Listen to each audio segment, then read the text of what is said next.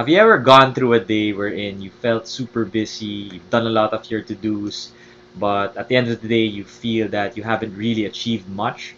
So a lot of people encounter this productivity trap wherein they mindlessly go through the to-do lists without really focusing on achieving a certain goal, a certain outcome.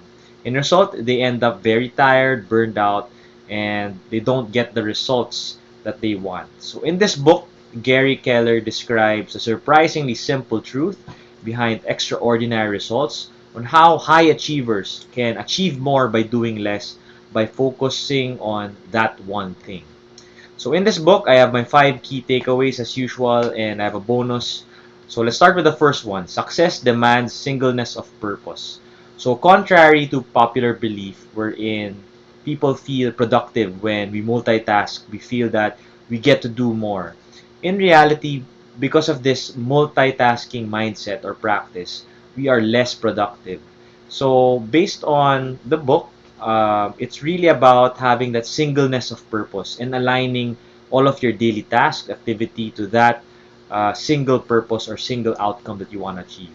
The challenge that most people have is we try to attempt too much and accomplish too little haunts our days. Meaning, we have that urge to always feel busy, to feel that as long as we're busy, we're productive. But in fact, we may be mindlessly doing to do tasks without really having a clear understanding of what goal we want to achieve. So it's about identifying that singular purpose and working it one task at a time rather than multitasking. The second one is success isn't all about the things that we do, but a handful of things that we do well. So again, similar to what was the previous slide, is a lot of people are too focused on doing multiple tasks at the same time. But in fact, to achieve extraordinary results, it's really about identifying what are the key things I need to do in order to bring me to the outcome or result that I want to achieve. It doesn't need to be many, but identifying the critical things, activities that you need to do that brings you closer to that goal. Again, it's not about how much overtime, effort you put in. The key ingredient is about focus time. Are you focusing on the right activities? And once you realize this, you change your mindset, productivity will start to jump. So to achieve an extraordinary result, it's about focusing on what matters most, what what moves the needle, brings you closer to your desired outcome, and giving it, the time that it deserves. The next one is when you do the right thing, it can liberate you from having to monitor everything. So, like what I mentioned at the start, a lot of people mindlessly go through the to-do list each day, right? In result, they end up becoming burned out, super tired out. So once you focus on working on a selected group of activities, focusing on the right thing, this can free you up from randomizing random activities that seem to pop up every day. So, for example, if you're in your office cubicle, suddenly your coworker uh, talks to you and asks for a favor. So, because of these with the randomness of activities, you're sidetracked to work on activities that really matter. So, it's about, being able to identify the right thing and ignoring all the other things that may be randomizing you. So, according to the book, right, it takes an average of 66 days to develop a habit. And one example given there was Michael Phelps. Again, he's one of the most decorated Olympians in our world today, right? Because of this, with this discipline, his habit that he has instilled in his day-to-day life, he selected swimming to do really well with swimming and be world class. And again, with the goal of becoming the best in the world, also takes sacrifice, commitment. That's why he actually works out 6 hours a day, 7 days a week, and because of this, he is one of the most decorated Olympians in the world. So again, it's identifying the right thing that would really generate you the results that you want. The next one is identifying what is that one thing. Such by doing it, everything else becomes easy or unnecessary.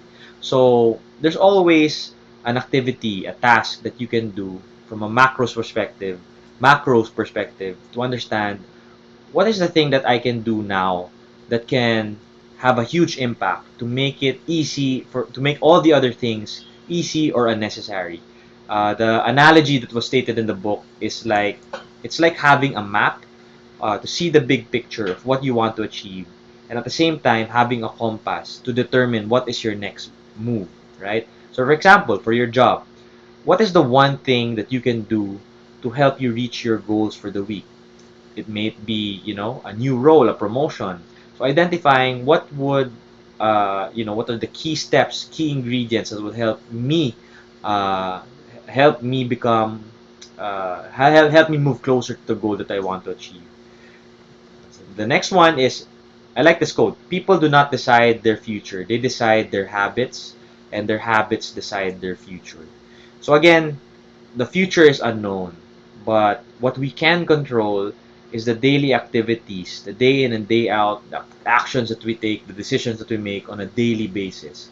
And the repeated actions that we do on a daily basis eventually become our habits.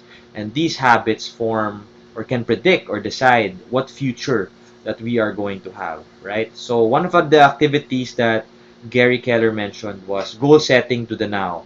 It's really about having that long-term vision of what you want to achieve, from having your someday goal, working back. Okay, what would my 5-year goals be? And then working back, what would my 1 year goal be? What would my month goal be? What would my week goal be? And what is my day's goal? And at the same time, what goal should I have now that align to my someday goal? Again, it's having that clarity of vision of what you want to achieve, and not being randomized of doing, uh, you know, task activity without really understanding how this would impact your life in the long run. And the last thing is, there's what you call the four thieves of productivity. So the first one is inability to say no. A lot of people are afraid to say no. They may feel like they are a snob, or what other people might say of them. But if you really understand those people who are truly uh, outstanding, excellent in their craft, they say no more often than yes, right? They say maybe a dozen no's before actually saying yes. So it's about building the habit of saying no first, and understanding whether or not it would really align to your long-term goal, or to really help you, bring you closer to that goal. If not, you can respectfully decline. The second one is fear of chaos. So a lot of people are guilty here. They want to feel productive, and they want to feel that they can do everything, right? So the challenge of this mentality is, we have limited time in this world, right? We can't really do everything, right?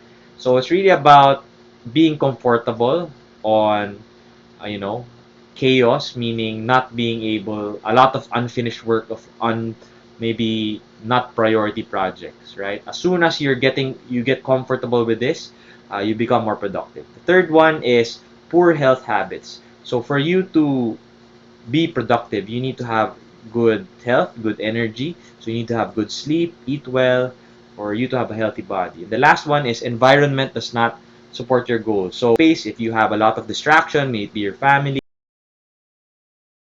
may it be the TV, try to limit your exposure or change your environment so that you could have focus time and be more productive. So with that, those are my 5 key takeaways and the bonus at the last. If you like my book summary, you could go to youtube.com, search Paulo Balinas, and I do one summary a week, every Sunday. And that's all for this week. Thank you and have a great evening. Bye-bye.